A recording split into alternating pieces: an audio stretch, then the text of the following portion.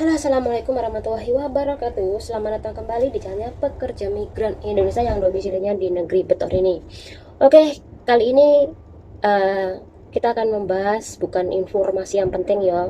Sebenarnya informasi ini tidak begitu penting untuk didengarkan kawan semuanya. Tapi kalau mbak-mbak semuanya ini lagi dalam keadaan gabut, nggak ada ibaratnya kerjaan atau mungkin kerjaan udah beres pengen dengerin YouTube. Nah, ini adalah salah satu rekomendasi eh, agar kegabutan Anda hilang, yaitu mendengarkan percakapan aku ini.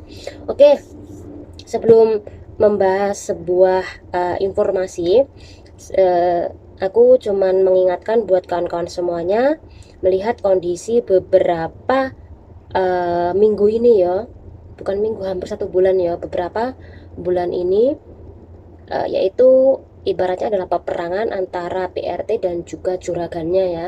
Ini masih tetap aja tidak selesai-selesai di sosial media ya. Ya. Dan di sini saya cuman mengingatkan buat kawan-kawan semuanya, termasuk para YouTuber ya yang memiliki channel, untuk tetap berhati-hati di dalam setiap komentar di video-video ya, video yang diunggah orang sini, yang dimana dia itu membahas tentang PRT. Jadi mbak-mbak para YouTuber untuk tidak menggunakan akun asli Anda, itu saran saya, karena itu sangat berbahaya buat kawan-kawan semuanya. Jadi lebih baik pakai akun yang nggak asli aja ya, itu saran saya. Karena tenar pun di kalangan orang sini ini nggak ada gunanya mbak, itu suatu saat malah Anda bakal diingat-ingat sama orang sini. Dan eh, ketika Anda memulai perang sama orang sini, itu juga bukan solusi ya. Jadi kalau Anda pengen melawan, gunakan dengan bahasa yang baik, gunakan dengan ibaratnya adalah eh, kesopanan ya iya, dan yang pasti gunakan dengan hati yang lunak. Jangan marah-marah, itu aja pesan aku. Karena tetap aja sampai saat ini isu-isu yang kemarin perang antara PRT dan juragan ini juga belum selesai ya. Mbak-mbak juga saling komentar bersahutan di video-video, apalagi YouTuber ya. Sekali lagi, ini bukan solusi, berhati-hati ya. Kalau memang Anda pengen melawan, gunakan akun yang bukan asli aja, itu saran saya. Sekali lagi, yang Anda lawan itu adalah orang sini. Kecuali kalau sama-sama di Indonesia mungkin oke lah, tapi kalau orang sini, takutnya ini akan berakibat fatal kepada akun Anda ataupun pekerjaan Anda yang berbahaya banget. Ya kita nggak tahu sih maksudnya apa sampean, tapi sekali lagi ingat, YouTube, Anda memiliki akun YouTube ya. Jadi berhati-hatilah buat kawan-kawan semuanya untuk berkomentar. Nah, oke, ini yang pertama aja informasinya. Kemudian informasi yang kedua, pertanyaan kawan-kawan banyak banget tetap mengenai pemutusan kontrak kerja. Sering banget video ini membahas tentang pemutusan kontrak kerja, yang dimana ketika Anda membutuhkan kertas pemutusan kontrak kerja untuk diisi, dikirimkan baik itu imigrasi, majikan, dan pegangan Anda ya. Ini Anda bisa mendapatkan di imigrasi, KJRI, agensi, dan juga Anda bisa mendapatkan di organisasi ya. Dan kalau ada mbak yang curhat bahwa kata si KJRI kalau memutuskan kontrak kerja untuk kembali ke tanah air itu hanya membutuhkan 2 kertas, yaitu pertama adalah kertas untuk Anda, yang kedua adalah kertas untuk imigrasi, itu menurut pandangan saya adalah salah besar ya. Kita datang ke Hong Kong ini baik-baik, jadi bicara sama juragan juga baik-baik, memutuskan pekerjaan juga dengan baik-baik.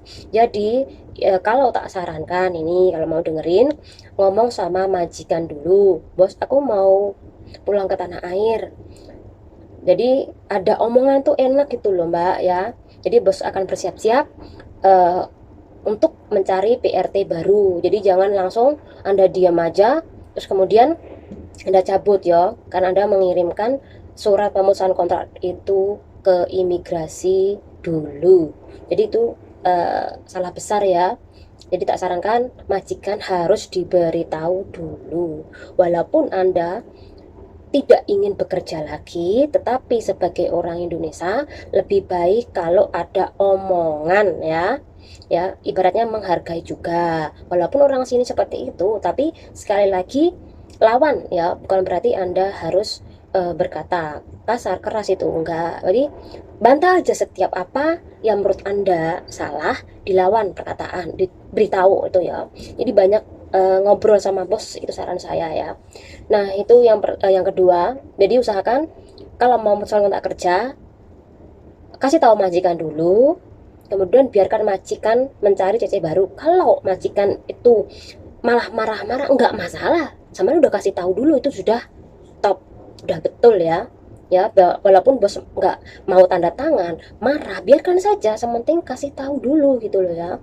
Kalau bos marah nggak mau tanda tangan, tinggal Anda membuat surat pernyataan ke imigrasi bahwa bos tidak mau tanda tangan ketika aku pulang, dan aku sudah memberitahu bahwa aku tidak lanjut kerja di sini dari bulan ini situ. Jadi ada senggang waktu 2 bulan gitu loh Mbak ya. Jadi tak usahakan Mbak-mbak paham dengan bahasa ini ya, biar nanti Mbak-mbak nggak tanya-tanya ya. Oke, ini yang kedua.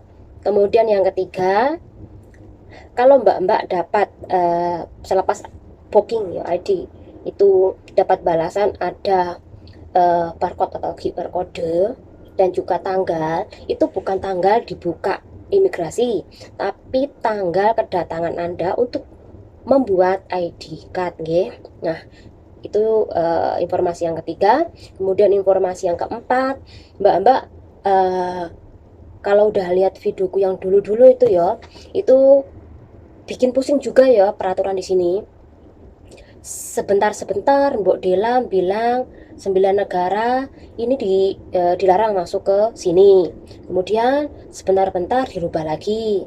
Nah, 2 hari yang lalu juga dirubah lagi, nggak jadi dibuka penerbangan untuk untuk 9 negara, kecuali mereka yang penduduk sini boleh masuk.